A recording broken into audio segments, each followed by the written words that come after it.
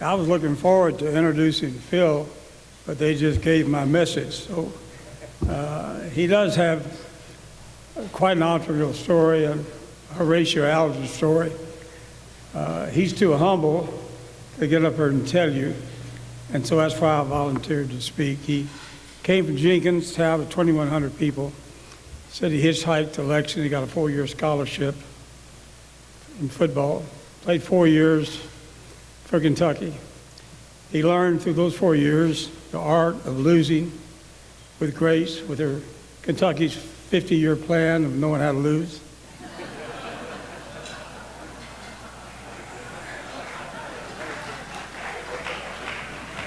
I was hoping Dr. Capilouto would be here tonight. He was here last year. I may not have said that, but he's a big University of Kentucky supporter. After college, as he said, he became a school teacher for 17 years. What an inspirational story to think you can teach school for 17 years, be happy in your life, coach football, coach wrestling, coach girls tennis, and then find out along the way maybe you can make a little side money.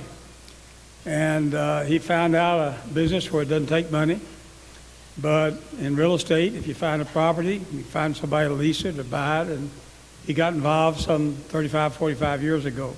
He tells a story that when he went to a banker to borrow $1,000 to help him get started back in his early days, the banker debated with him and finally said, well, you don't have any really credit rating, but I'll lend you $500. And after 3 months, he went back and paid the $500 back to establish the credit. Came back a couple months later and borrowed $1,000. 3 months later, just put it in the drawer, saved it, came back and borrowed $2,500. And finally got enough money to start building a few facilities. And over this period of time of his career, partly while he's teaching school on the side, he built, he's probably, I think, people from Lexington would know, he's been a leading commercial developer there for the last 35 years and have built over $500 million worth of properties that he's owned and developed. And that's quite an entrepreneurial story.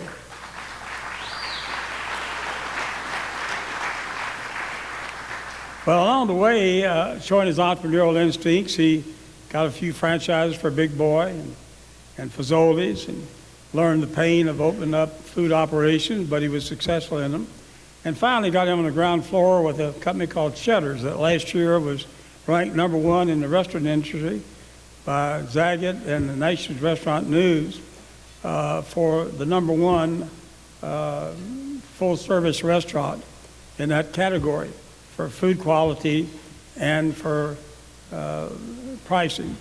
All of us, Jim Patterson will have verified that Cheddar's is probably it's about the second or third highest volume chain in our entire industry. And Phil started with them. He owns a third of all their stores, owns 44 stores, over $200 million in sales, which is pretty unheard of in our industry to do $4.5 million a store. So anyway, I've just told you a little bit of what he's done, but the main reason he's a real entrepreneurial story. Not only coming from his background, as he said, he hitchhiked to Lexington with a bag full of Levi's and T-shirts, and he has been in the Hall of Fame, recognized in many areas, from the Blue Ridge Junior Achievement Hall of Fame to the College of Education in the UK, their Hall of Fame, to the Kentucky High School Sports Hall of Fame. And he's too modest to tell you about it. Hopefully I've pried him enough to get up there and put some stories on you, because he's a lot of great ones. Let's give a round of applause to the next inductee, Phil Greer.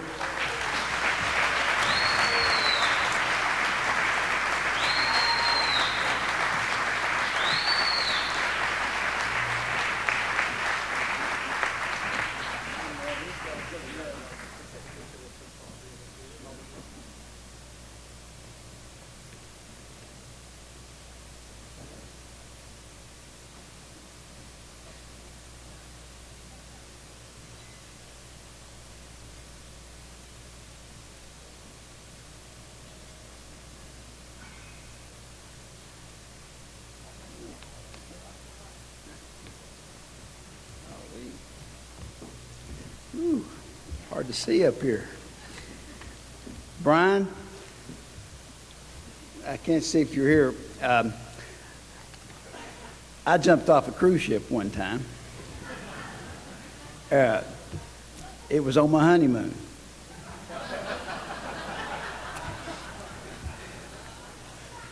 Things didn't go well that week, and I don't think it had anything to do with my entrepreneurship. Well,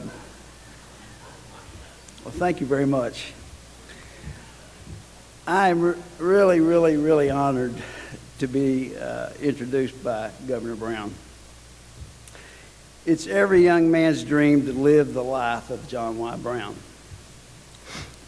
He developed Kentucky Fried Chicken. We all know that. It's a juggernaut. He became governor of Kentucky. He married Miss America. And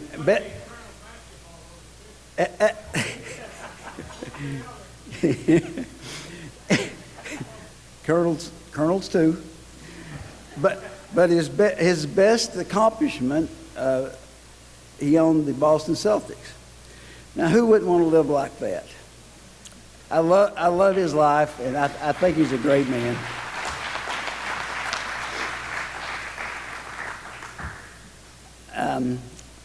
I'm very grateful to the Entrepreneurial Hall of Fame for including an old hillbilly like me.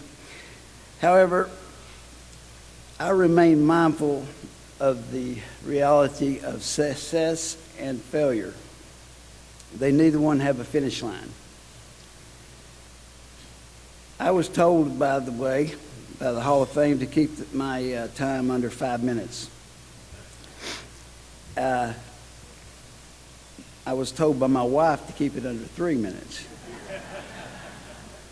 And she told me that I wouldn't have but 3 minutes because Governor Brown would take up all the time.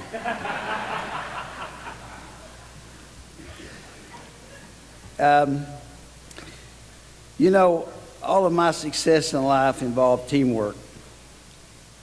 I attribute success to the people I have surrounded myself with. And I have a few of them here tonight.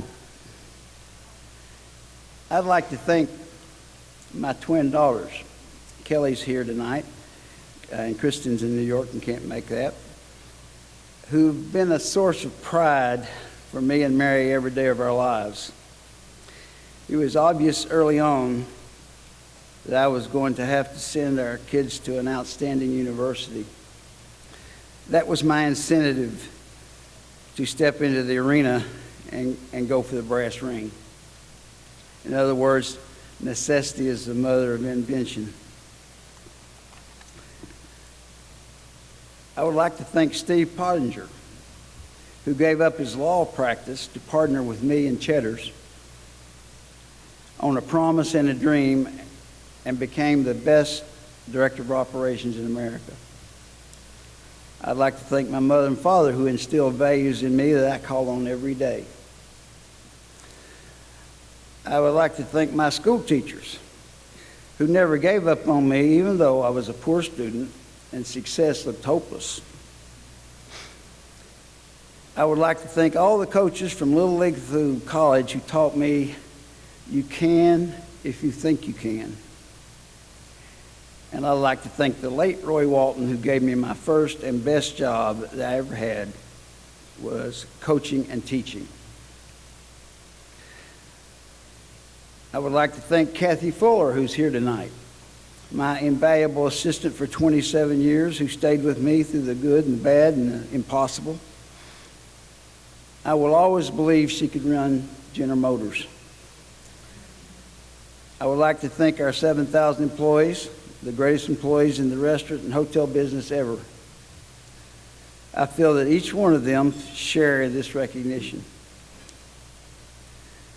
I would like to thank my son, who came on board as an equal partner in 2002 and motivated me to think even bigger, and together we grew the Greer companies to be one of the largest companies in Kentucky.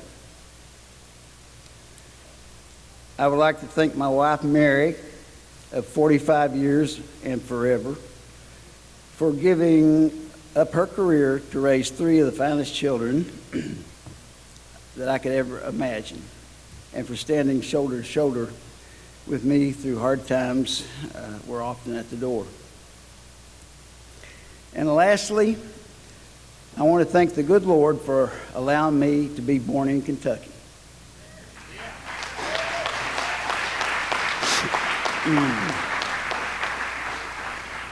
The land that I love, and in America, the only country where you could be born a coal miner's son, raised on Pine Mountain at the mouth of the Labasa Fork and the Big Sandy River, and be standing here tonight in the Louisville, Kentucky Hall of Fame entrepreneur.